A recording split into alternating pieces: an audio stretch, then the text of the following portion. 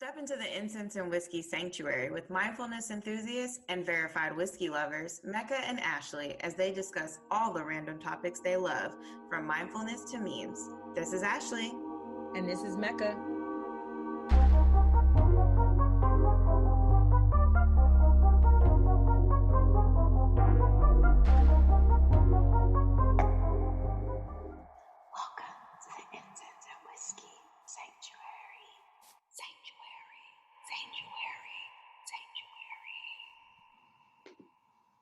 Hey, Ashley. Hey, Mecca. How are you doing today? I'm all right. Just chilling. How are you today? Good. You guys can't see Ashley, but it looks like she has some really dope loungewear on right now. I'm definitely in my robe, for sure. Is that chilling. Yes. I feel like we've had to step up our in-house clothing game a little bit since we're going to be, you know what I mean? Like, it's one thing to be at home and just have your house clothes on while you're at home and nobody's seeing you. But since we've been in this stay home quarantine life, we've been on these video calls. So people try to step up their homeware clothes a little bit. Yes. The houseware is in full effect. Housewares. Housewares Houseware. used to be like objects, like your kitchen utensils, and now our housewares are our parents. I guess so. Like our house, like our home uniform. You know, when I was growing up, my grandmother, probably even my mom too, but my grandmother had a house dress. Like, she was at home in her house dress, or like she had a rotation of them. And I don't know, did your grandmother or mother or anyone in your family have My mom, yeah. My mom always had like house dresses, or the clothes that would only be worn in the house, you know, the cleanup clothes, or I'm cooking breakfast clothes. And were they always the same? No, it used to be something that was worn, you know, out. It could have been a sundress. It could have been a oversized shirt, but then it turned into maybe it got too many stains on it, or maybe it wasn't fitting the same. So then it became just the houseware. So it could be different, but there's like a drawer, and I even do this myself. Like, I either have it in my drawer or there's a certain part of my closet that's just the clothes I'm going to wear in the house. Well, I have two drawers, but they're separated.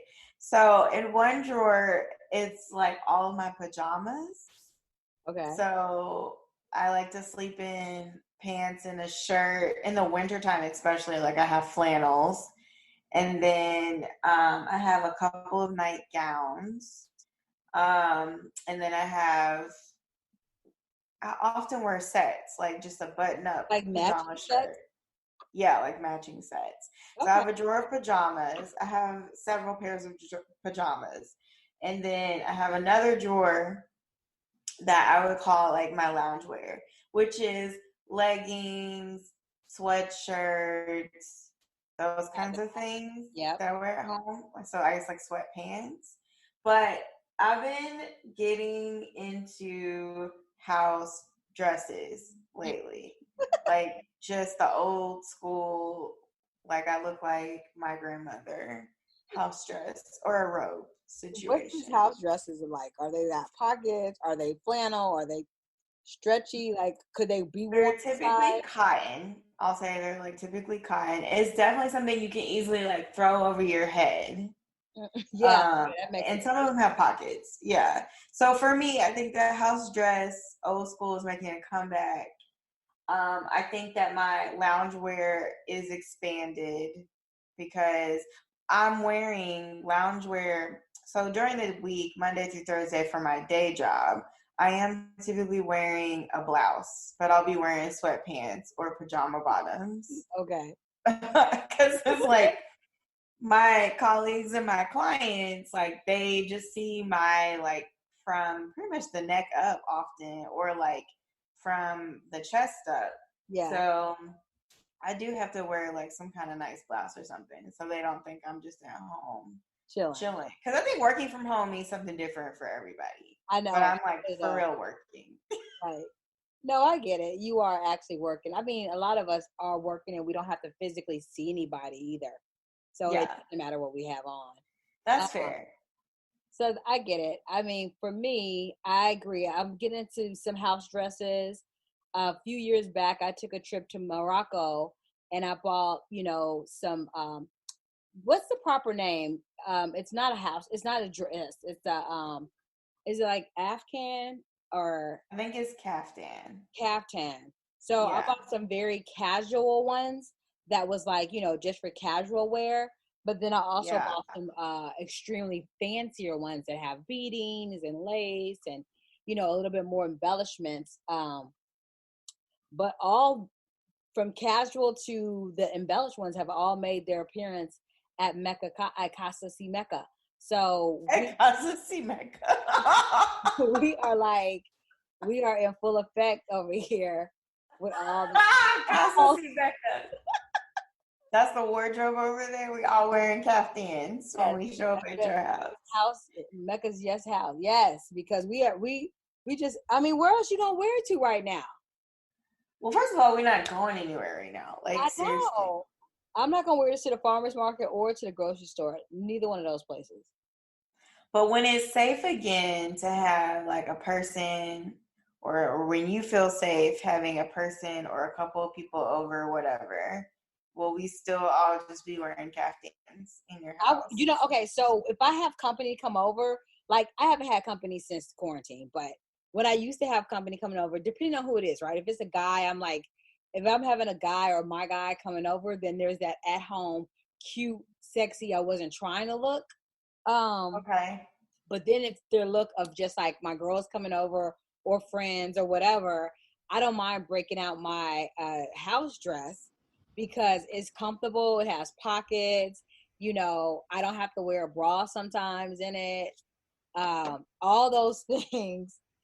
Listen, I think not wearing bras is also where it's at right now. I went to the grocery store and my husband was like, "Is she wearing a bra? Are these people wearing bras?"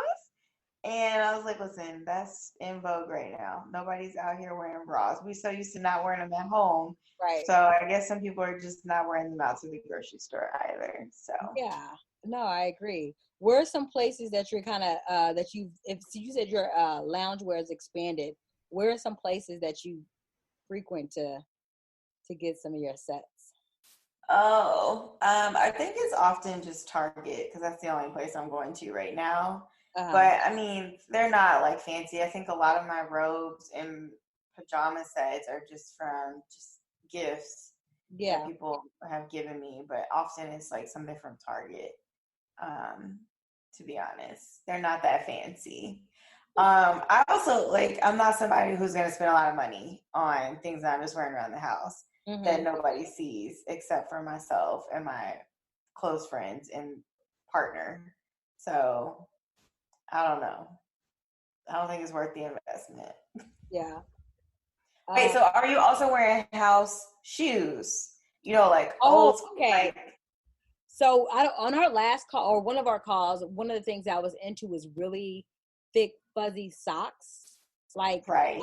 so I have that, and I do have like house slippers.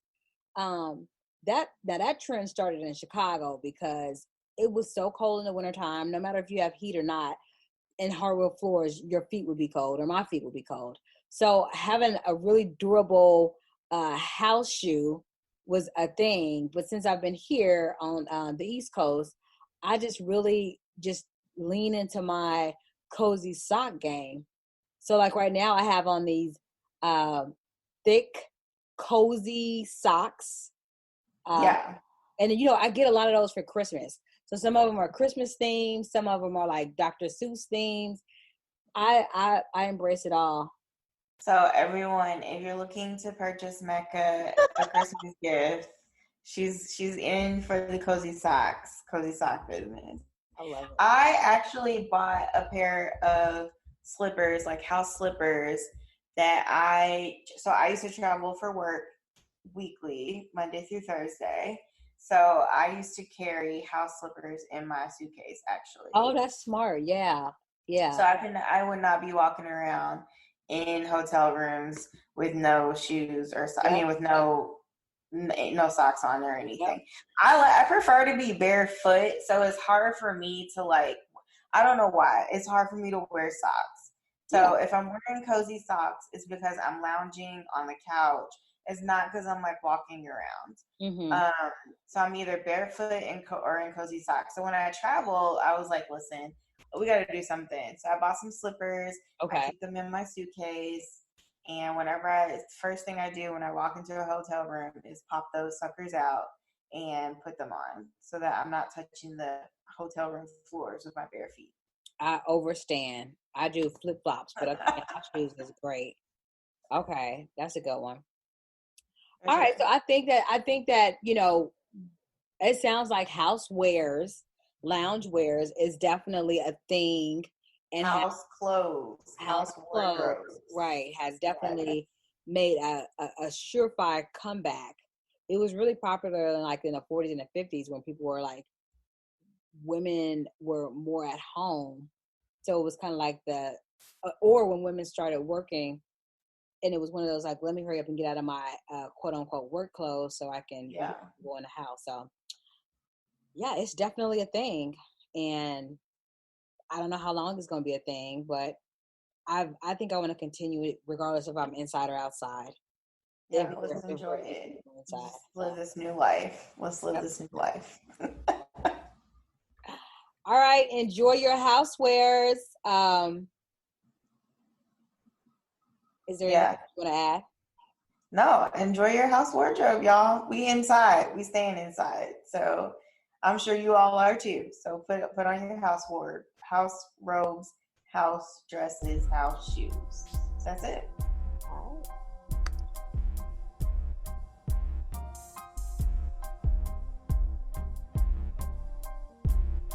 Okay.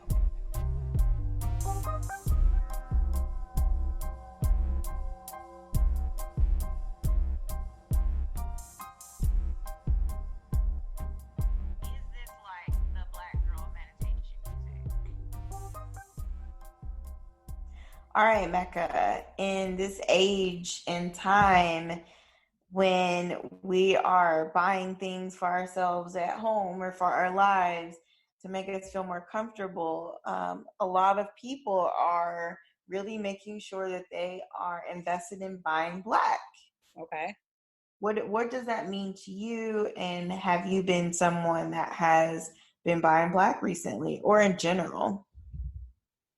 I mean, going back to like what's happening in the world right now with, this underlying racial, just the spirit, like this, I want to say what's going on right now with this, with racism, with police brutality, with showing how African Americans were at a disadvantage when it came to the COVID virus.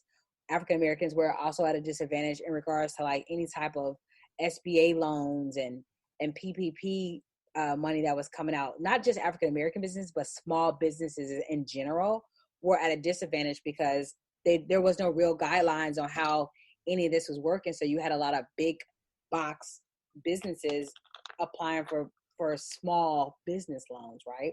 So Right. I feel like now that we kind of shifted into this Black lives kind of moment with everyone, and not in a sense that Black lives didn't matter before, but in the sense of, okay, we see and hear you, these are things that everybody wants to be a part of.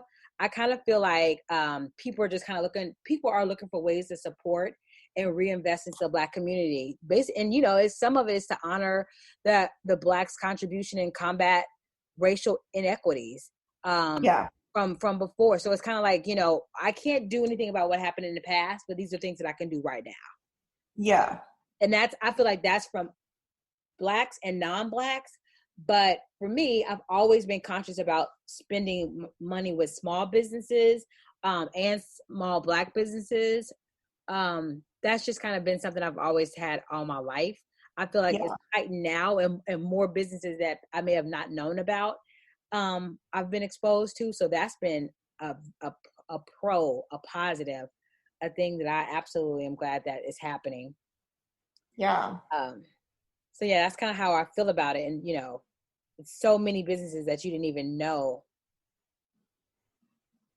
had these offerings. So Yeah, so I have historically tried to use Black vendors. For example, when we had our house repainted, we actually had our house repainted by um, a company that is owned by a Black family, by a Black man and his family, and he hires other African American Black men to work with him, and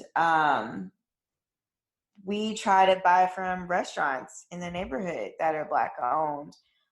It's also important to me when I am purchasing from businesses or organizations that are not Black owned that there is Black representation or that they're hiring Black people, from like any kind of vendor that I'm using for services. So it's definitely something that we have consistently tried to do in the past, but I do agree with you at this time when we're thinking about um, the Black Lives Matter movement or Black communities today. I think there's more of a concerted focus on buying Black and reinvesting in the communities, in the Black community today. So I hope that is something that is sustained, right? And over time, we continue to do this as, you know, as a practice. And you have artists like Beyonce who released her Black Parade, and with that released a number of names of organizations, vendors that are Black owned, Black beauty services, Black Black owned companies that create products, etc. So I definitely think it's a part of the movement right now, and I hope that it's sustained. Those are my thoughts. yeah, I mean, you know what's interesting is that there's been people doing this for years. I was just trying to remember. I found out about this family, I think in maybe 2014, 2015. They actually are out of the suburbs of Chicago, but it was a couple that decided that they wanted to spend a whole year buying Black and teaching their daughters what that means to kind of recycle your dollars in your community that you live in, right? Mm-hmm. And so and some of it was them going out of their way to get this done. So, okay, if we're going to be buying gas, how often are we going to be able to find an African American or a Black gas station, grocery Right. stores, toiletries, even if it was just the grocery stores? And a couple of things came out of their study, but it was how much, how many Black owned businesses were able to supply just your basic needs. Mm-hmm. How many were in existence, like, in a concentrated area, being in the Midwest, the South, East Coast, some of the things that they would have to get delivered. So they were able to kind of pull out that kind of information. They also created a directory for people. They're Maggie and John Anderson, if anybody wants to look it up. Yeah, didn't they write a book? Is it a book? Okay, so I couldn't remember if they did a book or I what, but believe the book is called We Buy Black. It's like one family's guide to buying Black for a full year or okay. something like that. Yeah. Yeah, I remember that when I was living in Chicago, and I was just like, okay, I love that story. And it kind of give it was almost kind of like what the Real Green Book. They kind of was able to create something kind of like the Real Green Book. I say the Real Green Book because that's, a directory of African American owned businesses that African Americans can support, and then support them amongst their travel, and in a safe environment, just to put that tidbit out there. But Yeah. one of the pieces that I've learned from this is, just with the small things. I mean, it was a young lady that came out with honey pot. There wasn't that many, or that there isn't any African American women that have been putting up like female toiletries and feminine products. So I thought that was pretty cool. I saw Target kind of gave them a big marketing push and promotion, as well. And quote me if you can tell me if I'm incorrect with that, but I thought that was really cool. One thing that I'm doing right now, which is totally like sidebar is I'm taking out my braids, right? And I am this is so funny. I know it's TMI, but it was not even planned on what is happening. I'm taking out my braids and Oh, this is happening in real time. Mecca is talking about at this very moment in time.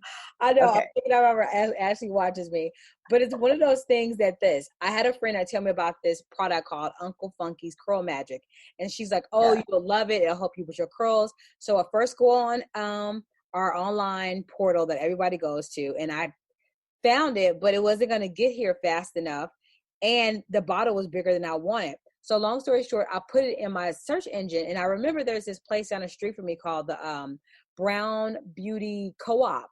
Basically, it's these girls that created this store to have all these like African American skincare and hair products. And I wasn't natural. I was always wearing braids or some type of extensions where I wouldn't need it. But long story short, I found that they had this. I found Product Junkie.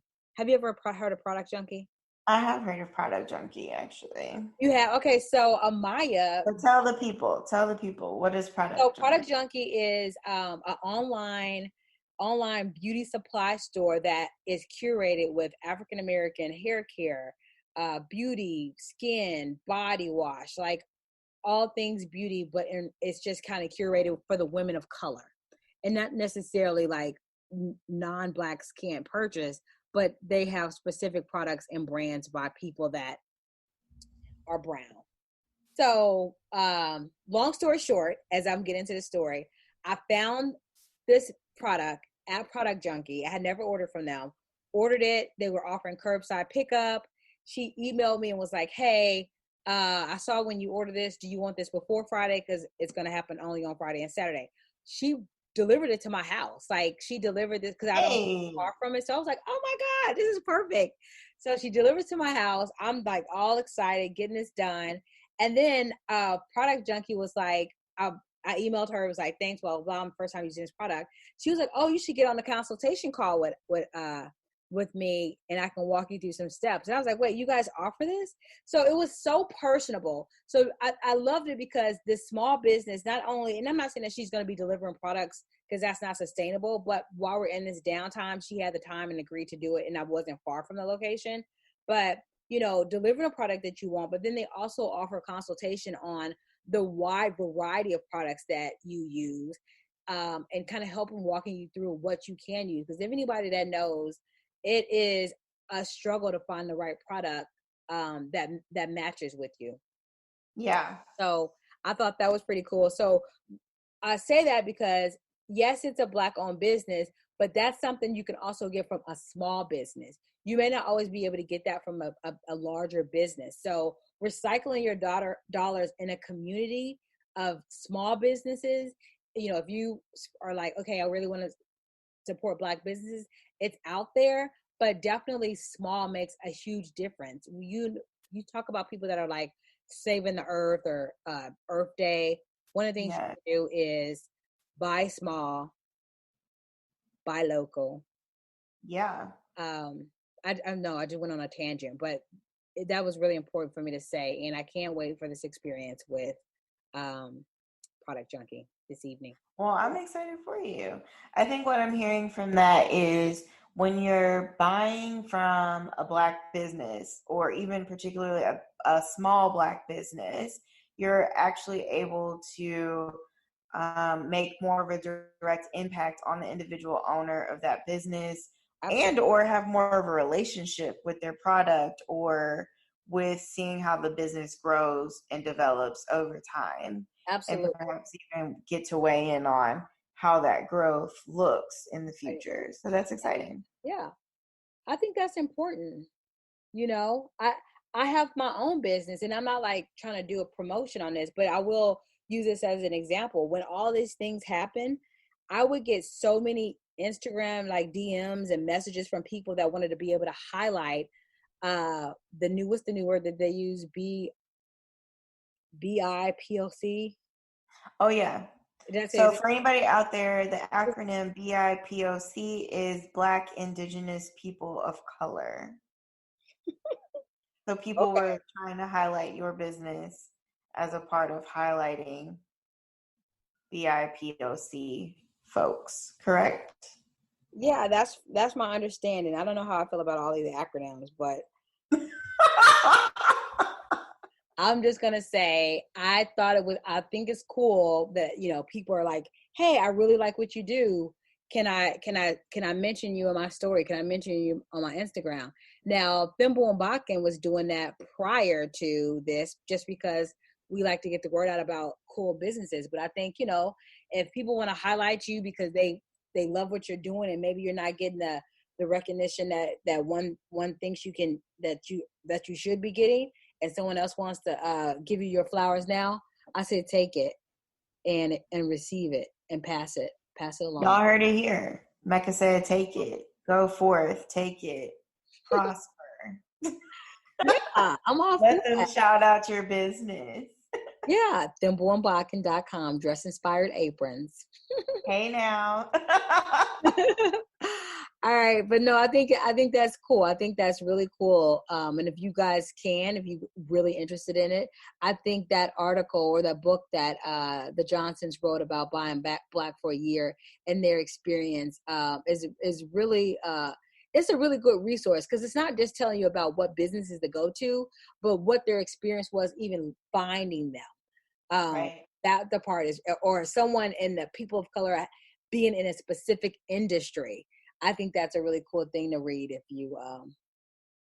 you're interested. But Definitely. yeah, we support it. I support small. I support people of color. I support Black. Like, yeah, I think it's really important right now. Definitely. Now more than ever. All right.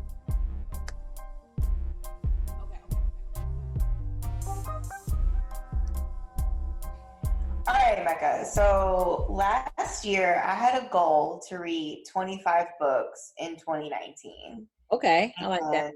I did not make it to 25, but I made it to 20. I read 20 books last year.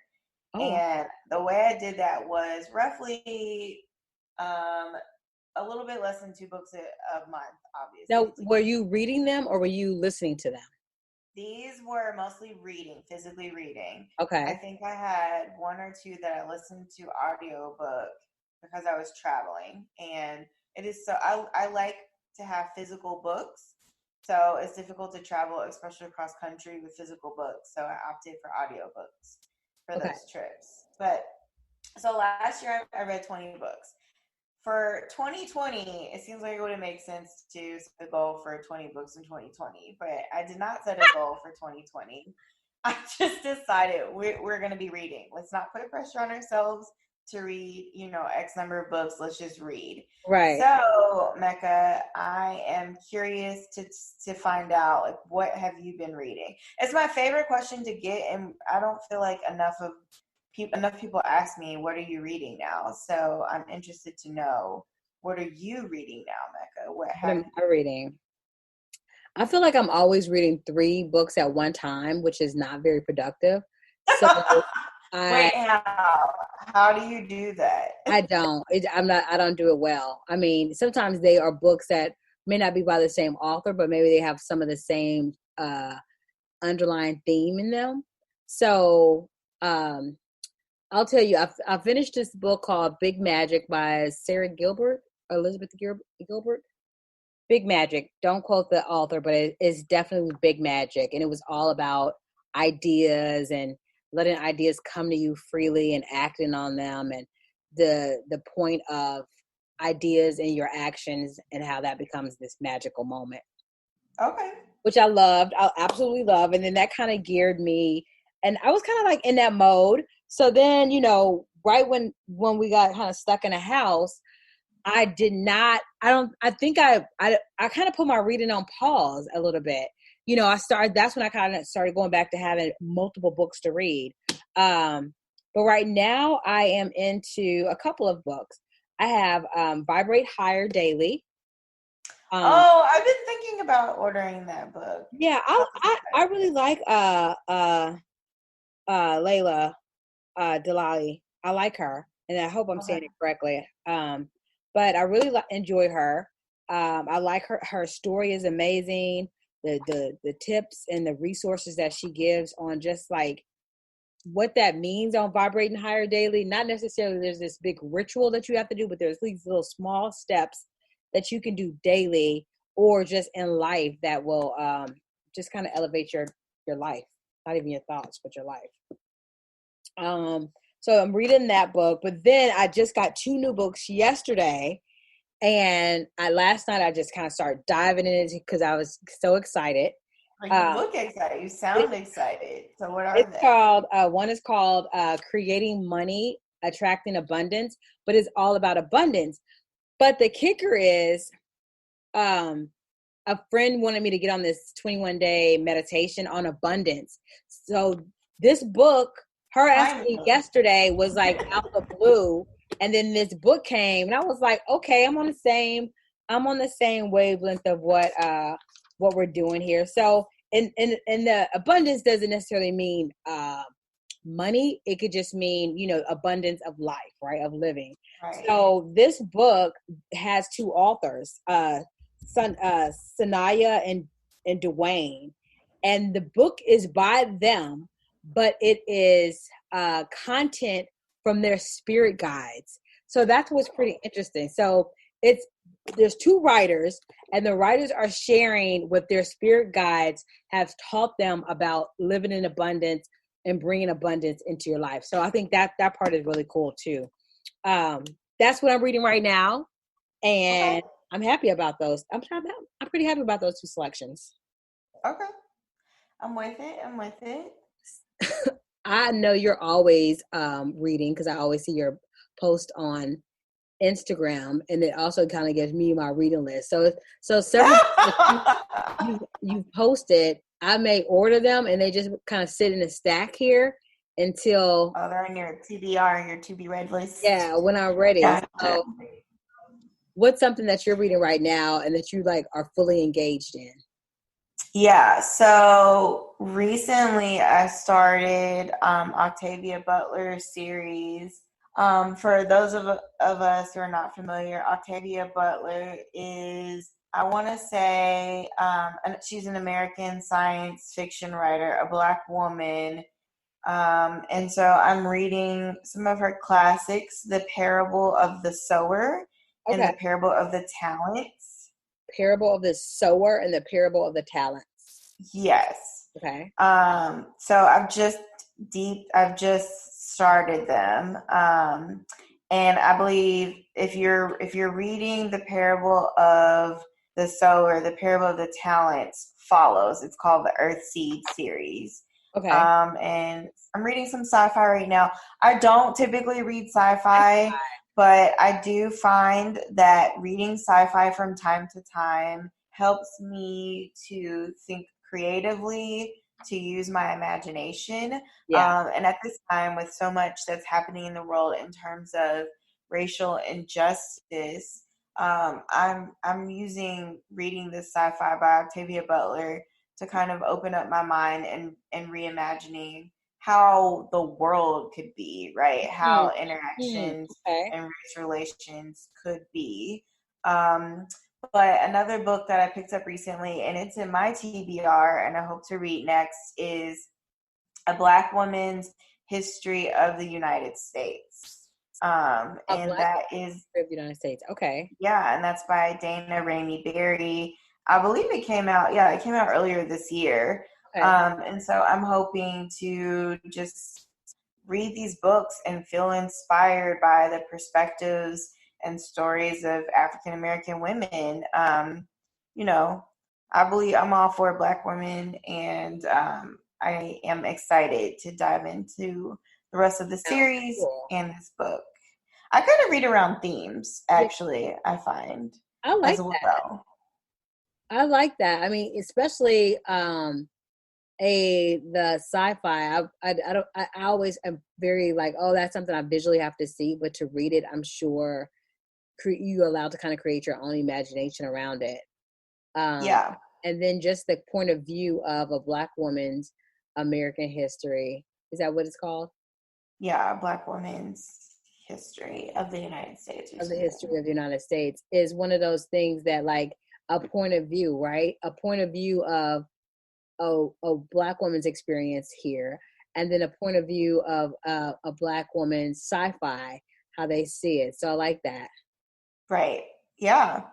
So that's what I'm reading. I'll keep you posted on how it turns out, how it inspires me. I tend to read around inspirational themes, a lot of books about being a successful woman in the workplace.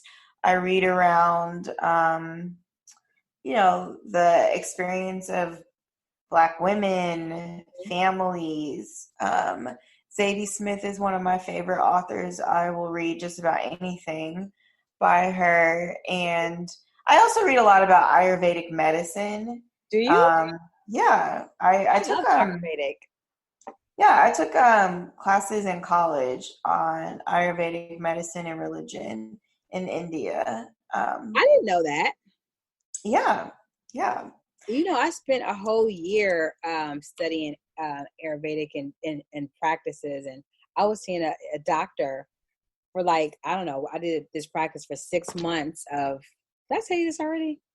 No. I would go into this clinic and they have this kind of ritual where they take beans and lentils and all kind of herbs, and they kind of rub it on you, and then you sit in this hot steam box. I was doing that for a few months. Did you feel any benefits from absolutely trying those rituals? I felt more, I definitely felt it physically over, I'll probably say after the fourth week. Okay. In regards to being lighter, the way I eat, the way I sweated, the way I perspire was completely different. And then I kind of got into the diet. One of the staples was, is it khichdi? Oh, khichdi. Yeah. Khichdi, yeah. I felt and I still feel like I got to have that daily. So I keep all those ingredients here, which wasn't something I originally practiced. So I love it, is what I'm trying to say. Sorry. Okay. Well, I think maybe on a future episode, we can deep dive into Ayurvedic practices in everyday life and ways to apply them. Meanwhile, we're going to keep reading on the topics. And once we come to something that we can recommend for you all, we'll be sure to talk to you about it. Yeah, I definitely want to follow up with the books we're reading. Yeah. Okay, cool. We'll keep reading and letting us know and inspiring us. And I love your post. Hey, I'll keep posting. I stopped doing it for a while. I didn't know people were really looking at my book posts like that, but you gotta do it for yourself, regardless if anybody's looking. Just that's your own way of I know. I really do use social media as my own little scrapbook situation. Yeah, exactly. I go back and I'm like, oh, I remember when I did this or was here in this place. So yeah, social media is really about me being social with myself, y'all. I love it. All right. Well, I will look for more of your social media posts and your book recs. Yeah. All right. Thanks.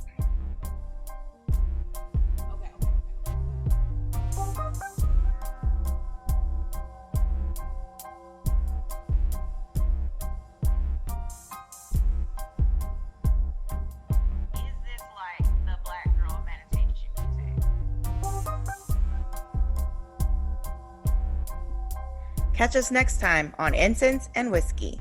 In the meantime, take a breath, have a sip.